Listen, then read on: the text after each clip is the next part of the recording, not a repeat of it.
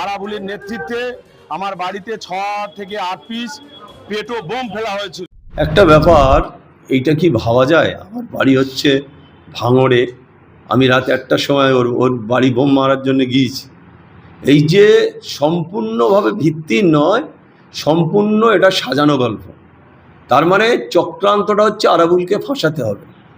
আমি বিশেষ সূত্রে জানতে পেরেছি আমাকে 1 নম্বর আসামি করা হয়েছে। আমি পুলিশকে বলবো অবিলম্বে তদন্ত করে যারা এর সাথে যুক্ত তাদের অ্যারেস্ট করতে হবে। আর আমি একদম 200% বলছি, এর সাথে ওই অলি পেয়াদা ও নিজেই ইনভলভ, শওকত মোল্লা এর সাথে ইনভলভ। শওকত মোল্লা এই অলিকে দিয়ে এই ধরনের ঘটানোর চেষ্টা করছে যে আরাবুলকে ফাঁসাতে পারলে, আরাবুল ক্যানিংয়ে না ঢুকতে পারলে এখানে বিজেপির সুবিধা হবে, শওকত মোল্লার সুবিধা হবে। তাই আমি দ্ব্যর্থহীন ভাষায় বলছি যে আরাবুল ইসলামের লোকেরা, আইএসএফের লোকেরা কোনোদিন বোম মারে না। ক্যানিংয়ে সেই পরিস্থিতি নেই যে আরাবুল ইসলামের ছেলেরা বোম মারবে। আমি আবার বলছি, যারা আমার বিরুদ্ধে অভিযোগ করেছে তারা এর সাথে ইনভলভ। শুধু তাই নয়, এর সাথে শওকত মোল্লাও ইনভলভ। আমরা এতদিন দেখেছি, আমি প্রতিনিয়ত আমি ক্যানিংয়ের খবর পাচ্ছি ভাঙড়ে বসে বসে, যে কারা কার সাথে যোগাযোগ করছে। যারা ওই অলি পেয়াদার সাথে যুক্ত তারা ম্যাক্সিমামই তৃণমূলের লোক। এই তৃণমূলের লোকেরা এই ঘটনা ঘটিয়ে আরাবুলকে ফাঁসানোর চেষ্টা করছে, আরাবুলকে চক্রান্ত করে আরাবুলের মিথ্যে কেস দিয়ে আরাবুলের ফাঁসানোর চেষ্টা। আমি ফের বলছি, হিম্মত থাকে সামনাসামনি বলুক।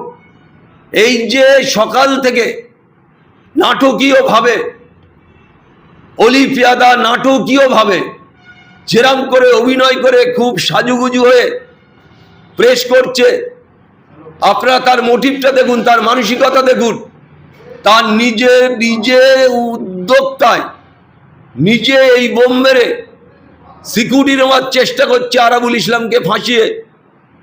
কিছুদিন আগে নির্বাচনের সময় শওকত মোল্লা পোলেরার থানাতে করেছিল, 4টে বোম মেরে 4 জনকে দিয়ে 40,000 টাকা দিয়ে তিনি তার পরবর্তীতে সেই রাত্রি মমতা বন্দ্যোপাধ্যায় সরকার তার সিকিউরিটি দিয়েছিল। তা অলি মনে করছে বাজার গরম করে সিকিউরিটি নেওয়ার চেষ্টা করছে আরাবুলকে ফাঁসিয়ে। আমি পুলিশকে বলবো, ঊর্ধ্বতন কর্তৃপক্ষকে বলবো, অবিলম্বে তদন্ত হওয়া দরকার, এর সাথে কারা ইনভলভ। আমি দ্ব্যর্থহীন ভাষায় বলছি, আমাদের আইএসএফের কোনো কর্মী এর সাথে যুক্ত নয়। যুক্ত অলি পেয়াদার লোকেরা আর শওকত মোল্লা এর সাথে ইনভলভ, অলি নিজে। আমি একদম চ্যালেঞ্জ করে বলছি। তাই প্রশাসনকে বলবো, যার নামে তার নামে কমপ্লেন করবে এটা হবে না। আপনারা তদন্ত করে কমপ্লেন করুন, আপনারা তদন্ত করে দেখুন কারা এর সাথে ইনভলভ। আমি পুলিশকে বলবো অবিলম্বে তদন্ত করে যারা এর সাথে যুক্ত তাদের অবিলম্বে অ্যারেস্ট করে দৃষ্টান্তমূলক শাস্তির আমি দাবি করছি। অলি পেয়াদার বাড়িতে যখন এই খবর পাই আমরা যাই সংবাদ সংগ্রহ করতে, অলি পেয়াদার বৃদ্ধ মা কান্নায় ভেঙে পড়েছেন। তিনি বলছেন যে আমি আতঙ্কিত, যখন পুলিশ এসে আমাকে জিজ্ঞাসা করে আমি মুখ থেকে ভাষা বার করতে পারছিলাম না, এতটা আতঙ্কিত ছিলাম। আপনি বলছেন যে অলি পেয়াদা নিজে ষড়যন্ত্র করে করেছেন।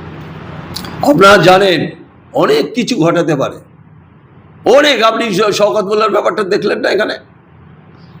আমি বলছি যে একজন ভদ্র মহিলা, সে তো জানে না কে কি করছে, সে কি জানতে পেরেছে? বয়স্ক মহিলা। আমি তো বলবো যে তিনি আতঙ্কে ভয়ে কেঁপে উঠছে, তারপরেও ওখানে বোম মারছে। কারা বোম মারছে? অলি পেয়াদার বাড়ি বোম মারবে? যার বুকের পাটা আছে আইএসএফের, যে তার বাড়ি গিয়ে বোম মারবে? আমি বলছি এগুলো সাজানো। আমি বারবার বলছি পুলিশকে তদন্ত করার জন্যে। এটা সাজানো গল্প, এটা একটা চক্রান্ত, পুরো ষড়যন্ত্র তৃণমূল আর বিজেপি পুরো ষড়যন্ত্র করে আইএসএফদের উপরে চক্রান্ত করে মিথ্যেকে সে ফাঁসানোর চেষ্টা হচ্ছে। তাই মুড়ি মুড়কির মতন যদি বোম পড়েন, উনি কি দেখতে পেলেন যে আরাবুল ইসলাম সেখানে ছিলেন? উনি কি দেখতে পেলেন যে আরাবুলের লোকেরা ছিলেন? আমি তো মনে করছি যে ওনার লোকেরা করেছে, উনি ছিলেন, উনি দেখেছেন, সেই কারণে মিথ্যেভাবে আরাবুল ইসলামকে চাপানো হচ্ছে মিথ্যে কেসে। আমরা এইসব কেসে ভয় পাই না।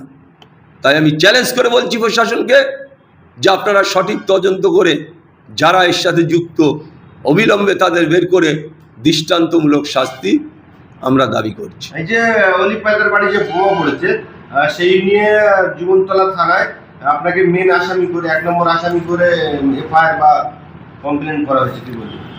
এটা তো করা যেতে পারে। এফআইআর আমি আমার মানে সেই বাসন্তীর একটা লোকের বাড়িতে বোম পড়েছে, আমিও অন্য লোকের নাম দিয়ে করতে পারি। এই যে মিথ্যেভাবে করা হয়েছে, আমি বলছি যদি না প্রমাণ হয় তাহলে তারও সাজা হওয়া উচিত। যে এই এফআইআরটা করেছে অলি পেয়াদা, যদি মিথ্যে প্রমাণ হয় তাহলে ওর আগে জেলে যেতে হবে। আরাবুল ইসলাম দাঁড়সে বলছে আরাবুল ইসলামের সাথে ইনভলভ নয়, আরাবুল ইসলামের সাথে যুক্ত নয়, আইএসএফ যুক্ত নয়। আমি চ্যালেঞ্জ করে বলছি যে আমার নামে 1 নম্বর আসামি করে এতটা বুকের পাটা অলি পেয়াদার হয়নি, তাকে কেউ না কেউ মদত দিচ্ছে, তার কেউ না কেউ তার পিছনে আছে। আমি বিজেপির নেতৃত্বের কাছে আবেদন রাখবো, যারা বলিষ্ঠ নেতৃত্ব, জেলা নেতৃত্ব, রাজ্য নেতৃত্বকে বলবো যে কি ব্যবসা শুরু করেছে। তৃণমূলে লোকেদের নিয়ে অলি পেয়াদা এখানে বিজেপি করছে না, এখানে ভেড়িতে ভেড়িতে টাকা তোলা, দোকান বন্ধ করে টাকা তোলা, কোনো জায়গায় দোকানে ঝাঁপে লাঠি মেরে টাকা তোলা, এটা কিন্তু বিজেপির বদনামই হচ্ছে, বিজেপির লাভ হচ্ছে না। তাই আমি বিজেপির জেলা নেতৃত্ব, রাজ্য নেতৃত্বের কাছে আমার আবেদন যে আপনারা দেখুন, সঠিক তথ্য হলে আরাবুল মাথা কেটে দেবে, গলা কেটে দেবে আরাবুল যদি এর সাথে যুক্ত থাকে। আমি রাজ্য বিজেপির নেতৃত্ব, জেলা বিজেপির নেতৃত্বের কাছে আমার আবেদন যে অলি পেয়াদা এখানে কি খেলা খেলছে সেটা আপনারা দেখুন।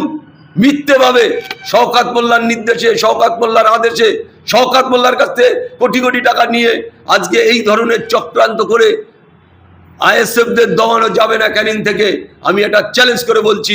তাই অবিলম্বে জেলা নেতৃত্ব, রাজ্য নেতৃত্বের কাছে আমার আবেদন যে আপনারা দেখুন এই ব্যাপারটা, এই নোংরামুর খেলা। কেন এই নোংরামুর খেলা? আপনারা তো বহু সিট জিতেছেন, পশ্চিমবাংলায় ক্ষমতায় রয়েছেন, তাহলে এটা চক্রান্ত মিথ্যেভাবে পরের কথা শুনে অলি পেয়াদা আগে কি করত আপনারা দেখুন।